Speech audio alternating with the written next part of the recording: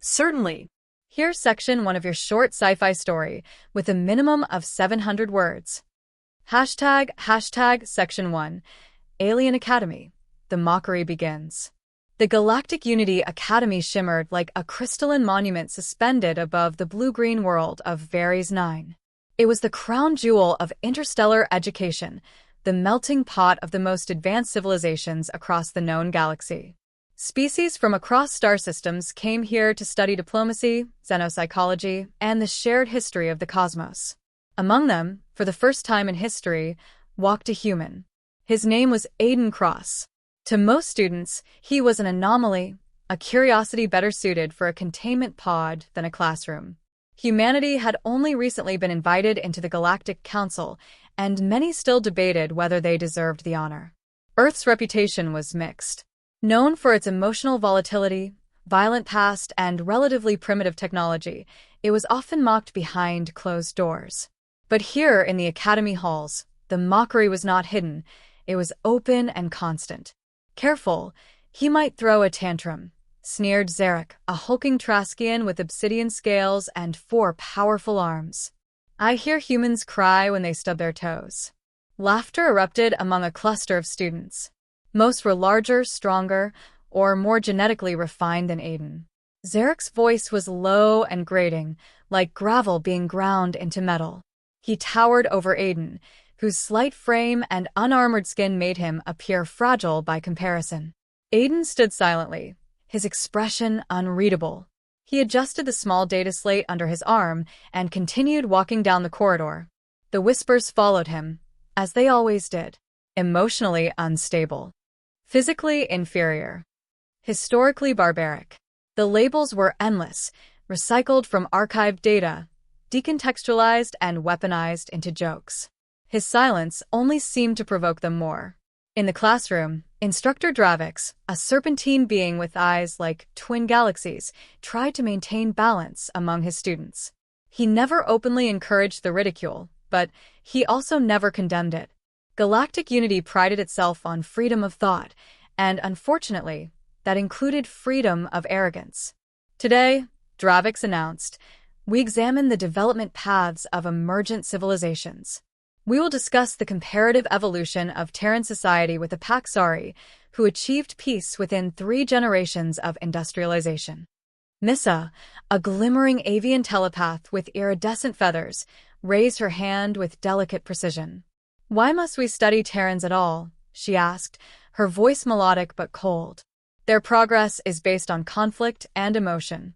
Surely there are more elegant subjects? Aiden didn't flinch. He tapped notes into his slate, eyes on the instructor. Mrs. Feathered Crest twitched in irritation. They built technology while still waging tribal wars, she continued. They split atoms before ending hunger. It's inefficient, illogical, yet effective, Dravix responded mildly. Humanity advanced rapidly despite, or perhaps because of, its struggles. The lesson continued, but the atmosphere remained thick with condescension.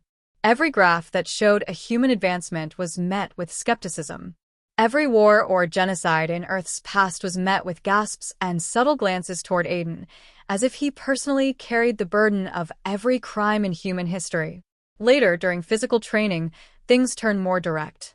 Come on, Earthling, Zarek growled, tossing a training sphere toward him. Let's see what your fragile limbs can do. Aiden caught the sphere with ease.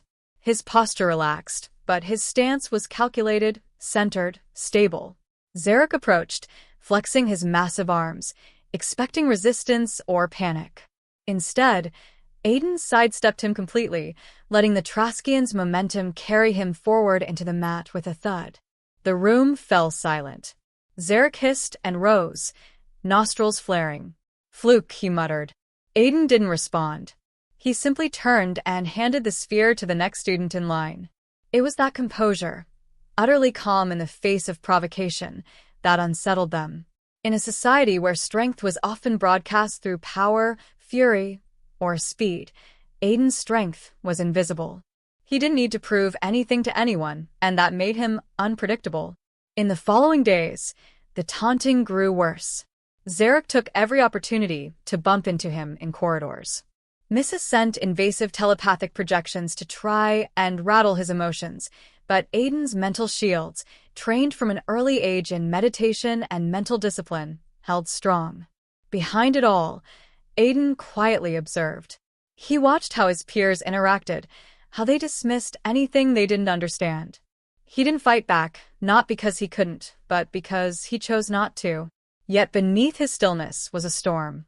He wasn't here just to endure. He was here to understand, and eventually, to show them what humanity truly was. One day, Dravix made an announcement during intercultural field theory. A field expedition is scheduled for next month. All students will travel to the homeworld of one of our newer members, Earth. A chorus of groans and skeptical mutters followed. Missa blinked in dismay. Must we really? Yes, Dravix said firmly. Exposure to the unfamiliar is the foundation of wisdom. Aiden looked up for the first time during that session. For a fraction of a second, a spark lit in his eyes. They would see. Would you like me to continue with Section 2? Certainly. Here's Section 2 of your story, continuing with a minimum of 700 words. Hashtag Section 2. Welcome to Earth. Assumptions crumble. The descent through Earth's atmosphere was turbulent compared to the smooth orbital insertions most alien species were used to. Earth's weather systems were notoriously unpredictable, volatile pockets of heat and pressure constantly reshaping the skies. To the Traskian, Paxari, and Lorthan students aboard the Unity-class cruiser, it felt like flying into a storm. Aiden, however, leaned comfortably in his seat, watching the clouds tear past. Just a little turbulence, he said calmly as Missa clutched the sides of her chair with trembling talons. When the ship settled over the North American continent and hovered above the reconstructed eco-city of New Gaia, the students finally glimpsed what humans had built from centuries of chaos. New Gaia was a breathtaking fusion of nature and technology. Skyscrapers wrapped in living vines, solar arrays shaped like flower petals, autonomous transport gliding silently through the air. Parks and wild preserves were woven into the urban grid. Above them, a massive orbital elevator extended into the stratosphere, a thin silver line piercing the sky like a needle threading dreams. Zarek squinted through the viewport. Where are the ruins and craters? I expected more devastation. Aiden raised an eyebrow. You're 80 years too late. Dravix led the group through the docking procedures, and soon they were on the surface. The air was denser than what many were used to, rich with oxygen and organic scents. Humidity clung to their skin, real, tactile, alive. A local guide, a smiling woman named Marin, dressed in a crisp green uniform and a solar fiber scarf, greeted them. Welcome to Earth. We're honored to host the Galactic Unity Academy's brightest minds, she said warmly. We hope to challenge your expectations. They began the tour with a global culture archive, a sprawling facility part museum, part immersive historical simulation. The first exhibit was a fully reconstructed 20th-century urban street, complete with noise, graffiti, smog, and advertisements. Missa flinched at the unfiltered human emotion in the archived videos. Protesters screaming for justice, lovers embracing in the rain, musicians pouring their souls into song. This is chaos, she whispered. No, Aiden replied. This is passion. They moved on to view ancient Earth art, everything from cave paintings to digital projection murals. The colors, raw and defiant, seemed to burn into the retinas of the alien students. Why so much pain? Asked a Lorthan student, staring at a painting of a war refugee. Aiden nodded. We express what we survive. Later, they visited the Terran Center for Resilience, where Earth's recovery from climate collapse was showcased in real-time simulations. The students were stunned to learn that humans had nearly rendered their planet uninhabitable and then clawed their way back through innovation, sacrifice, and global unity. Why didn't you give up? Asked Missa, genuinely perplexed. Because we couldn't afford to, Aiden said. Giving up would have meant extinction. But the moment that truly shifted the group's perception came during their tour of the Global Defense and Memory Institute, part history museum, part veteran memorial. Holographic displays reconstructed pivotal moments from human conflict.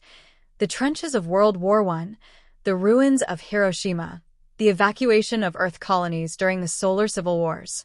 The visuals were brutal, too raw for some. Aid robots handed out emotional filters to those who felt overwhelmed. Zarek refused one.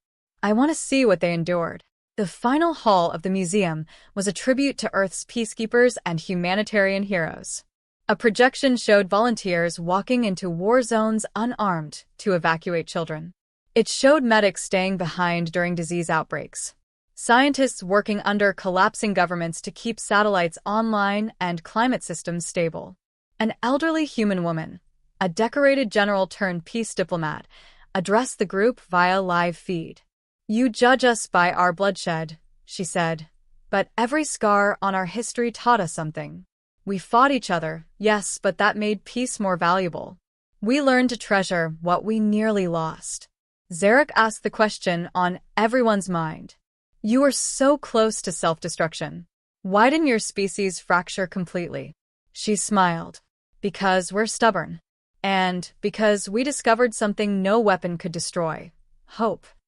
As they left, the students were unusually quiet. Even Mrs. seemed subdued, her feathers ruffled in thought. In the next segment of the tour, they observed a martial arts demonstration from Earth's elite Peace Corps. Small human fighters flipped and redirected much larger opponents using technique and precision. One fighter, a woman half Zarek's size, disarmed a simulated alien attacker in seconds and dropped him to the ground with calculated force. Zarek was stunned. "How does one so weak?" "She's not weak," Aiden said. "She's human." Later, Marin guided the group to a high balcony overlooking the city at dusk. The lights of New Gaia glimmered beneath them. The air carried the scent of ocean wind and blooming night flowers. "You still think we're primitive?" Aiden asked, not mockingly, but with quiet pride. Missa looked at him, her voice softer than before. I didn't understand what strength really meant." Zarek was silent for a long time. "Your world is dangerous. Beautiful. Relentless." Aiden nodded. "So are we." As night fell, Earth no longer looked like a backward world. It looked like a battleground where resilience had won. Where people didn't just survive, they evolved. And the students of the Galactic Unity Academy began to realize they had misunderstood the humans not because of ignorance, but because of arrogance. Would you like me to move on to Section 3 next? Certainly. Here's Section 3 of your story, with a minimum of 700 words. ## Section 3. The Breaking Point. When the Bully Falls. The journey to the Terran Wild Zones began 2 days after the museum visit. By now, the alien students' tone toward Earth and Aiden had shifted. Mockery had turned into cautious curiosity. Even Zarek was quieter, though the fire in his eyes hadn't dimmed completely. Dravix gathered the class before their departure. "This is not a leisure trip," he said. "You will participate in a 2-day wilderness simulation designed by Earth's Peace Corps and Resilience Studies Council. You will be monitored, but not assisted unless lives are at risk." "Is this some kind of test?" Missa asked, eyeing Aiden. "It is an education," Dravix replied. "Earth's environments remain some of the most dangerous in the known galaxy, not because of predators, but because of unpredictability. You will learn what true adaptation means." They were flown deep into the Sundra Wild Reserve, an expanse of rainforest, jagged cliffs, and rivers that cut through ancient volcanic terrain. The region had been partially rewilded over decades, a combination of Earth's natural ecosystems and controlled bioengineering. It was teeming with life, real life, uncontrolled, untamed, and merciless to those who underestimated it. Each student was given minimal gear: a water purifier, a solar charge unit, a basic med kit, and one survival tool of their choice.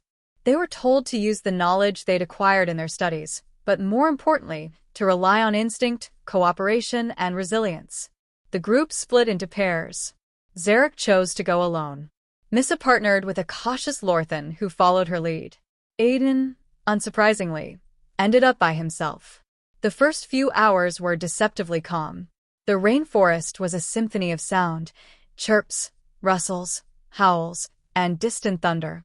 The alien students moved carefully, recording data, analyzing flora and marking safe paths. Some set up shelters. Others tried to use tech to override the environment. Then the storm hit.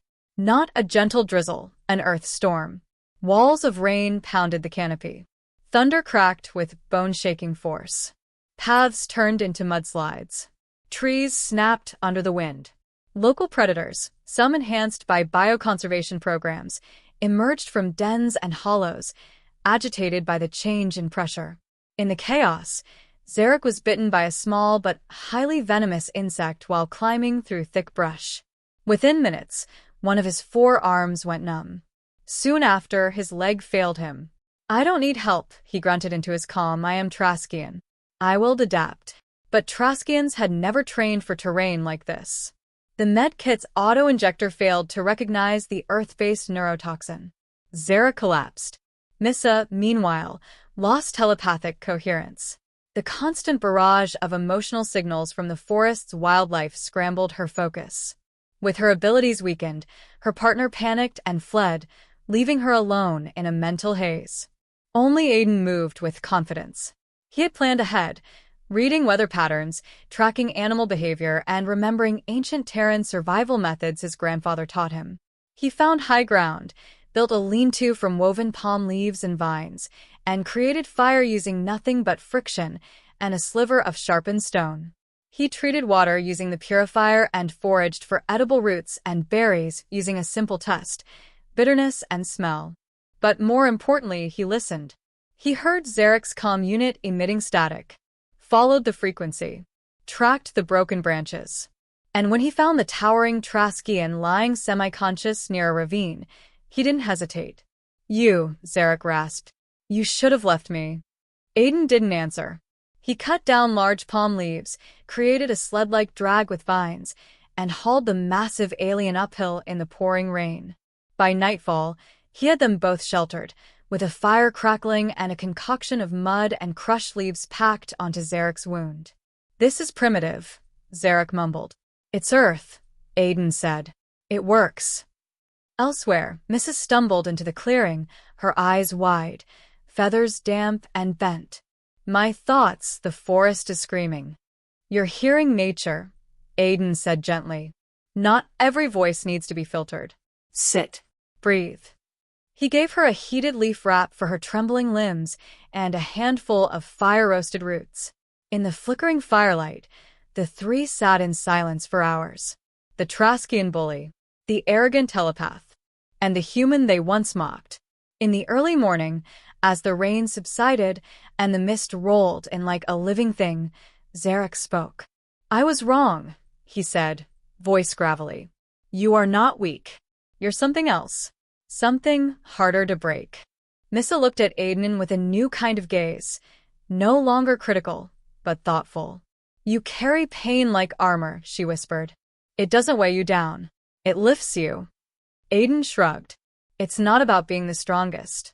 It's about enduring the longest." By the time the retrieval team arrived, Aiden had not only ensured their survival, but had charted a safe path out of the forest, marked it with biodegradable beacons, and left behind a functioning shelter for future expeditions. Dravix was silent as they boarded the transport shuttle, but his glance toward Aiden held something new: respect. The others noticed, too. The whispers in the ship's corridor were no longer taunts, but awe. For the first time, they realized Aiden hadn't survived the academy despite being human. He had survived because he was human. "Would you like me to continue with Section 4? "Absolutely. Here's Section 4 of your story, with a minimum of 700 words. ## Section 4, Lessons Remembered, The Human Legacy." The shuttle ride back to Galactic Unity Academy was quieter than usual. Gone were the mocking tones, the glances of suspicion, the cold, appraising stares. In their place was something unexpected: reflection. The alien students were no longer just passengers returning from a field trip, they were witnesses to something transformative. When the class disembarked onto the floating crystalline platforms of the academy, the stars above Varys 9 shimmered like silent spectators. The once divisive figure of Aiden Cross now walked among them without judgment in his eyes, but with something more powerful: poise. That week, a required presentation was scheduled. Each student had to deliver a personal account of their experience on Earth, tying their observations to the principles of xenopsychology, interspecies dynamics, and adaptability. Most expected Aiden to speak last. Instead, he went first. He stepped up to the amphitheater's holographic podium and adjusted the mic with a subtle confidence that didn't demand attention. It commanded it. "I came here expecting to be underestimated," Aiden began, voice steady. "And I was. Every step I took on this platform, I was reminded of what people thought humans were: chaotic, violent, backwards." A pause. "But you were right about one thing. We are emotional. We love too deeply. We fear too much. We fight too often. But it's because we've had to. Every mistake we've made came from learning in the dark. Alone." A flick of his hand brought up a hologram of Earth during its darkest days: flooded cities, polluted skies, war zones. "This is what shaped us. A world that threatened to kill us every day forced us to evolve differently, not with strength of limb, but strength of spirit.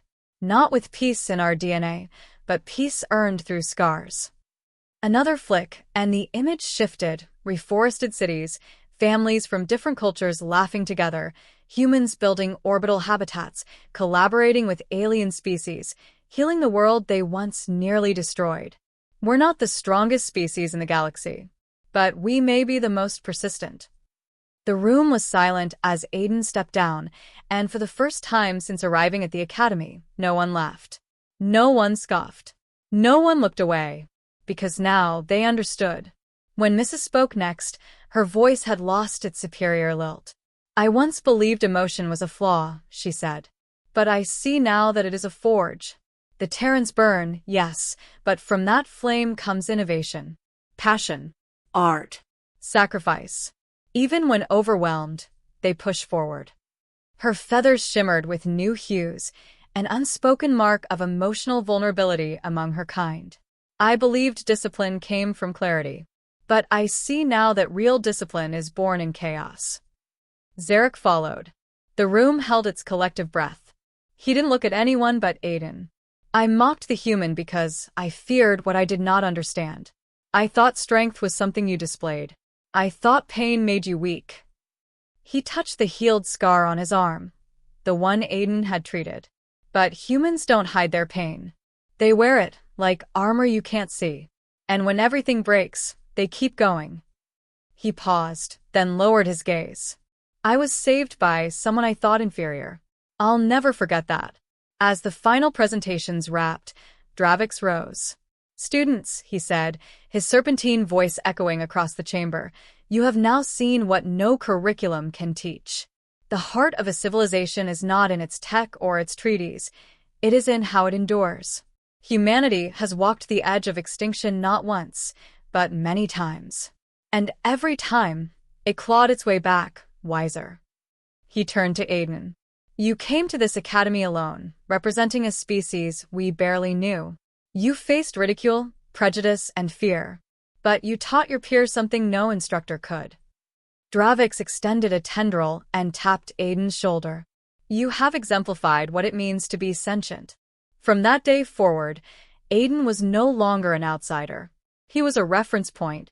In debates on ethics, professors now posed the question, what would humanity do? In courses on survival, Earth was elevated as a case study in resilience. In psychology modules, human emotion was no longer a liability but a key variable. Within a year, more humans were admitted to the academy. Some came nervous, some proud. All found an environment no longer poisoned by doubt, but shaped by curiosity.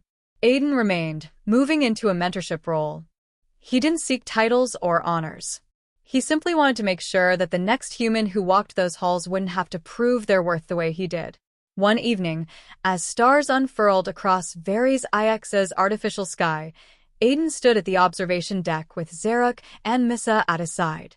"You changed things," Missa said softly. Aiden smiled. "No. Earth changed me. I just gave you a glimpse." Zarek nodded, arms crossed. "Still think your species is insane. But I'd fight beside you." "You already did," Aiden replied. In the distance, a ship bearing the emblem of Earth approached the Academy docks, its lights glinting like a quiet promise in the dark. The bullies had mocked the human, but now they carried his lessons with them, and the galaxy would never be the same. Would you like the full story compiled into a single document for easier reading or editing?